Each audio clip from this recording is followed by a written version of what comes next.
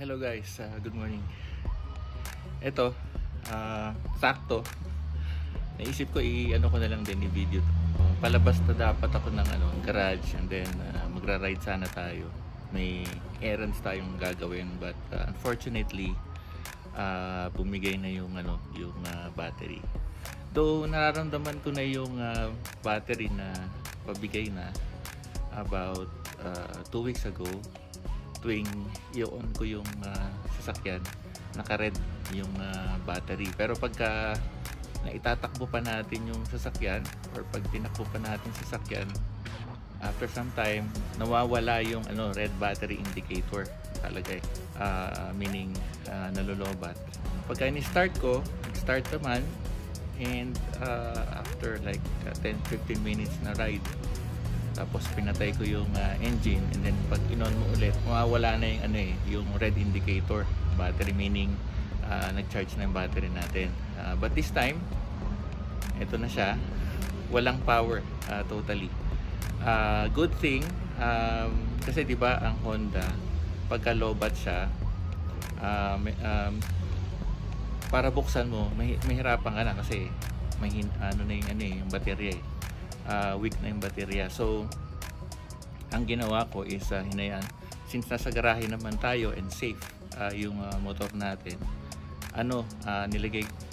hinayaan ko lang nakaangat yung yung upuan para just in case po pagka low-bat to, hindi ko mabuksan yung upuan, at least bukas na, papalitan na lang natin ang baterya. And ito na nga, yan na nangyari. Ipakita ko sa inyo kung ano yung status niya. Una, usually may mag-ano dyan, diba? Kahit anong pindot natin dyan ngayon, walang mangyari dyan. So sinubukan ko to, yan, naka-green na. Ayun, hindi na nagre-react yung hindi nagre-respond yung computer since I think super low bat na siya. Buti nakabili na tayo sa Shopee nung Yuasa na replacement na battery. Tapos eto, hindi ko to nilock 2 weeks or a week and a half ago. Hindi ko nilock to kasi alam ko baka mamaya hindi ko na to mabuksan. At least mabubuksan natin. So ayan, nabuksan natin and tinanggal ko na rin yung cover ng battery. Ito na yung replacement natin. Yung replacement natin, nabili ko sa Lazada. Same exact yung specs niya. And ngayon pa lang natin matatry ito. So, kung makikita nyo yung voltage is 12 volts, 5 Ah, ampere hours. Pareng-pareho yan yung specs ng stock natin. So, ito, ipo-pull up na natin to and then let's replace this.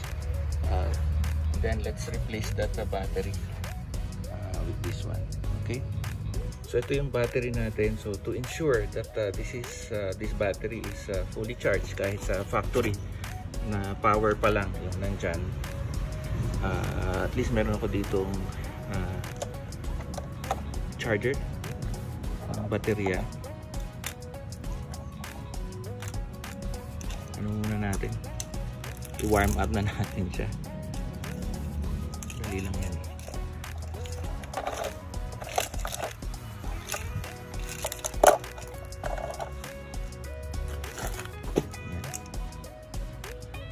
Positive sa positive, negative sa negative, and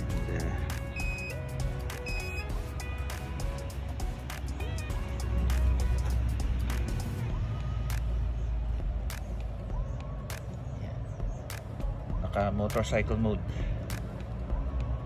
Yan, nagcha-charge siya ngayon habang pinupull out natin yung battery na old. Yan, pull out na natin. Ito munang strap ang tatanggalin nyo. Pero before that, huwagan na muna natin pala yan. Phillips screwdriver lang naman yan. Wala lalabas sana tayo dapat. Ayan na. May problema na tayo. Kaya tanggalin na natin itong battery.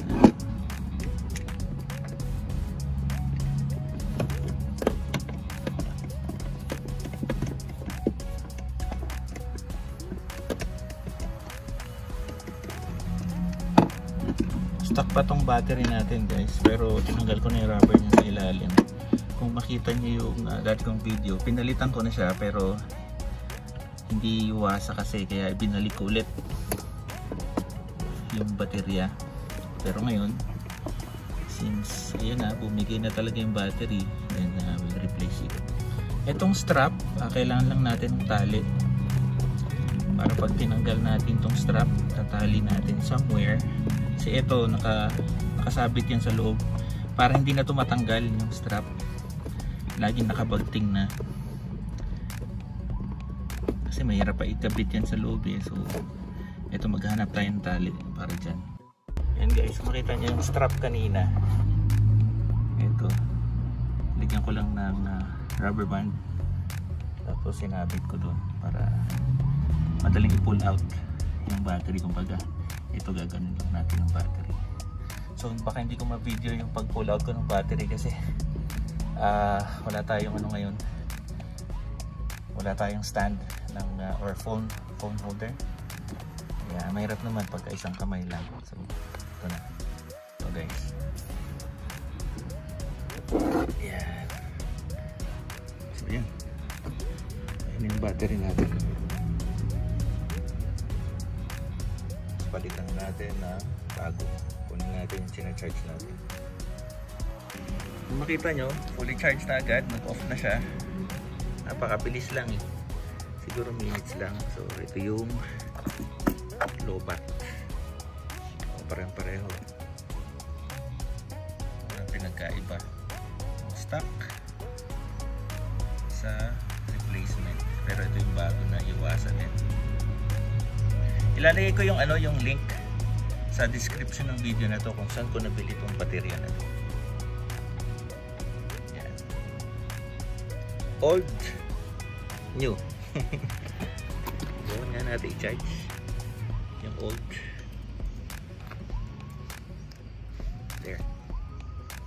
Basta.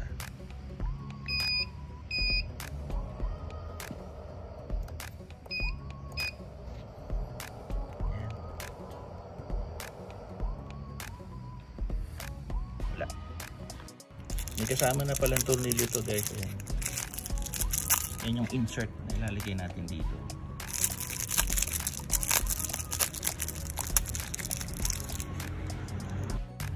Yan guys, ito yung insert. Lagay natin sa ilalim.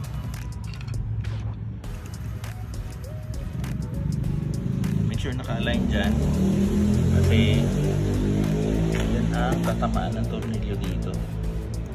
Kakapitan. So dapat naka-align yung insert na yan ng bolt and nuts.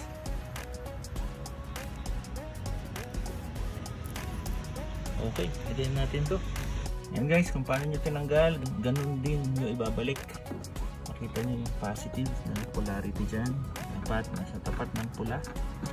Yung negative, obviously that's black. Set lang natin. Pasok lang sa loob. Mga bara.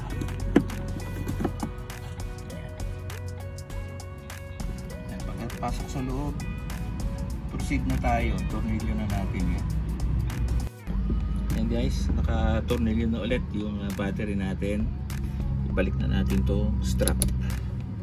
Tanggalin lang natin sa pagkatali dyan. Tanggalin lang natin yung rubber na yan, and then ilagay na ulit natin yung strap. Okay, since nandyan na lahat, nakatornilyo na, secure na, balikan natin yung cover. Ayan. Tapos na.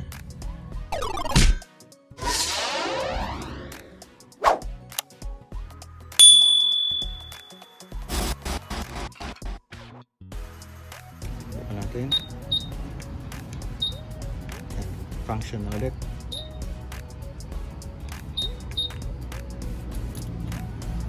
Try natin. Bukan natin yan. Then, yan, wala eh. Ayun, buhay na. Welcome back, ADB. Start na natin guys. Yan, start natin. buhay na ulit. Yan, buka natin. Ayun, welcome back na siya. Ano natin?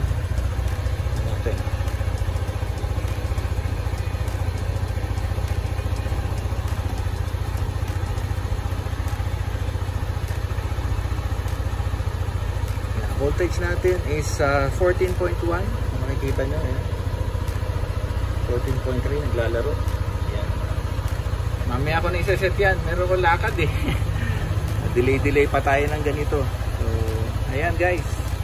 Pagka lobat yung sasakyan nyo, tapos na-start nyo pa, may makikita kayong red na battery dito.